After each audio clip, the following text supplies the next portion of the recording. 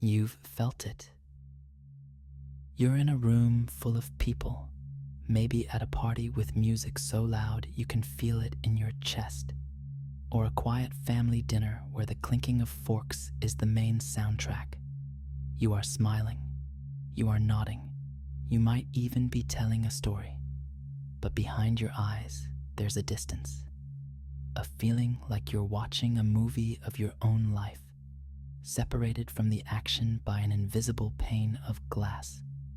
You see mouths moving, you hear laughter, but the sound feels muffled, as if it's coming from very far away. And in that moment, a profound and quiet ache settles in. The ache of loneliness. It's a strange paradox, isn't it? To be so completely surrounded by humanity, yet to feel utterly, unshakably alone. You might have someone sleeping next to you every night, their breath warm on your shoulder, and still feel like you're on a desert island. You scroll through your phone, through pictures of friends laughing together, of trips and celebrations, and the connection you're supposed to feel just highlights the disconnection inside. We spend our entire lives trying to solve this feeling. We think if we just find the right person, the right group of friends, the right community, this emptiness will finally be filled.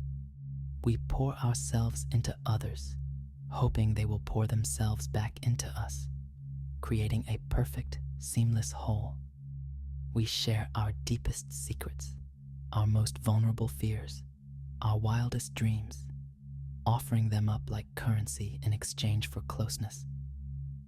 And sometimes for a moment it seems to work. A shared look across a table, a joke that only you two understand, a hand that finds yours in the dark. In those moments, the glass wall seems to dissolve, but then it returns. The silence comes back. The inner space that is yours and yours alone reasserts itself, and the ache is there again, perhaps even sharper this time for its brief absence. And so we ask ourselves, what is wrong with me? Am I broken? Am I unlovable? Why can't I connect the way everyone else seems to? But here is a question that might change everything. What if that feeling isn't a sign that something is wrong with you? What if it's a sign that you are misunderstanding a fundamental rule of how reality is built? What if this absolute loneliness isn't a problem to be solved, but a truth to be accepted? Look at it this way. Your consciousness, the very thing that is hearing these words right now, is a self-contained universe. Every sight you have ever seen, every sound you have ever heard, every thought, every emotion, every sensation, it has all occurred within the private space of your being. No one else has ever had direct access to it. Not your mother, not your lover, not your closest friend. They can get reports. You can use words to describe the shade of green of a leaf, but they will never see it with your eyes, processed by your brain, colored by your unique memories, associated with the color green. You can tell them you feel sad, but they can never feel the specific texture of your sadness, its weight, its temperature, its history. It's yours alone. This isn't a poetic idea. It's the basic architecture of our existence. Each one of us is an island of experience. We can build bridges. We can send signals. We can shout across the water. But we can never, ever fuse our landmasses. The pain, the deep and persistent ache of loneliness, doesn't come from the fact that we are islands. The pain comes from the belief that we are not supposed to be. It comes from a lifetime of desperately trying to do the impossible, to make someone else's universe your own, or to have them fully enter yours. It's like trying to breathe water. You can try with all your might, but you will only ever drown because you are built for air. We are built for this beautiful, absolute, and profound solitude. Think of the last time you tried to explain a powerful dream to someone. You use clumsy words to describe impossible images and deep, resonant feelings. The person listening nods politely. Maybe they even say, "Wow, that's wild." But you can see in their eyes that they don't get it. They can't. They weren't there. Your dream was a world created and experienced entirely inside you. The telling of it is just a postcard from a place they can never visit. And that's okay. The frustration you feel in that moment is the friction between reality and a false expectation. You are trying to merge two separate worlds, and the blueprint of reality simply doesn't allow for it. The struggle is not with your loneliness. The struggle is with your resistance to it. We see this solitude as a void, a black hole that needs to be filled with the light of another person. So we pull and we grasp, we perform and we pretend. We contort ourselves into shapes we think will be more easily absorbed into someone else's world, all in an effort to plug a hole that was never a hole to begin with. It is simply your space, the space that is required for you to be you. This isn't a pessimistic view. It's the opposite.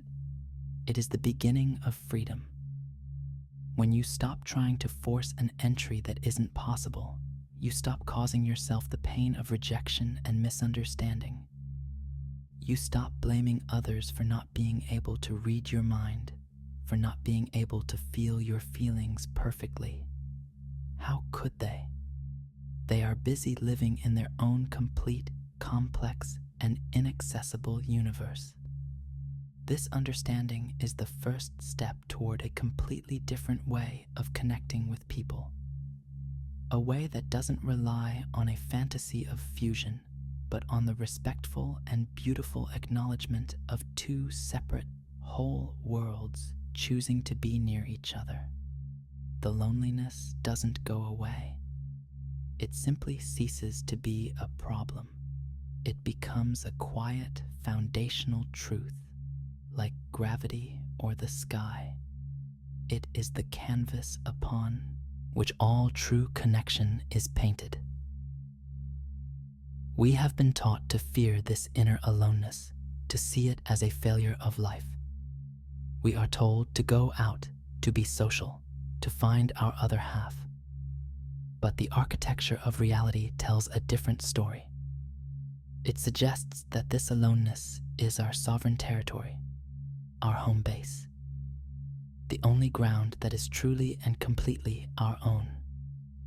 The endless search to have someone else occupy it for us is the very thing that makes us feel homeless. We abandon our own center in search of another and find ourselves lost. The real journey isn't about filling the space. It's about learning to inhabit it, to furnish it, to make it a place of peace, and to finally come home to yourself. By the way, our shared space of light and awareness is on its way to 100,000 people. Thank you to everyone who subscribes and brings this moment closer. So, what happens when you stop fighting? What happens when you finally put down the weapons you've been using against your own solitude and just accept it? The first thing that happens is a great exhale. It's the feeling of dropping a suitcase you didn't even know you were carrying. For your whole life, you've been bracing for an impact, running from a shadow, trying to solve an equation that has no solution. And in the moment of acceptance, all that tension just releases. The war ends, not in victory, not in defeat, but in the simple realization that there was never anything to fight. The emptiness you were so afraid of is still there, but it's no longer a menacing void. It's just space, quiet, calm, and yours. You stop seeing it as a lack of something and start seeing it for what it is, the presence of yourself. This is the great turning point. It's a transformation that doesn't happen with a lightning strike, but with a quiet click, like a lock finding its key. And here's where the most beautiful part of the pattern reveals itself. The moment you stop desperately needing other people to fill your space, you become capable of connecting with them in a way you never could before. It changes everything. Think about it. When you're trying to fill a void, every interaction is a transaction. You are subconsciously asking, what can you give me? Can you distract me from my emptiness? Can you validate my existence? Can you make this feeling go away? And the other person, from their own island, feels this pull. They feel the weight of your expectation, the pressure to be your savior. Relationships built on this foundation are fragile. They are based on need, not on choice. They are full of anxiety, of checking your phone, of deciphering tones, of fearing abandonment because if they leave, your void will be exposed again. It's exhausting.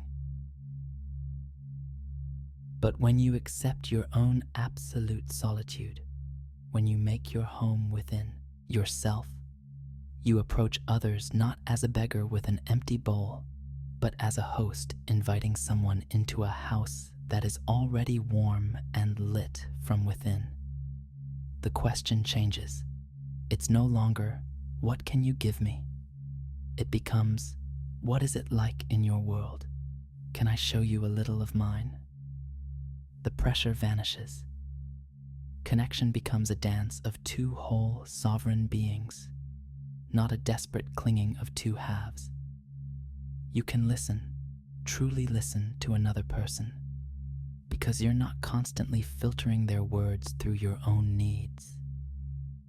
You can appreciate their uniqueness because it no longer threatens your sense of self. You can love them without possessing them because you no longer need them to be a part of you. You are already whole. Their presence becomes a gift, a beautiful addition to your life, but not the foundation of it. This is where true intimacy is born, not in the fantasy of merging, but in the profound respect for the distance between you. True intimacy is standing on the shore of your own island and appreciating the beauty of another island across the water. You can build a bridge. You can visit.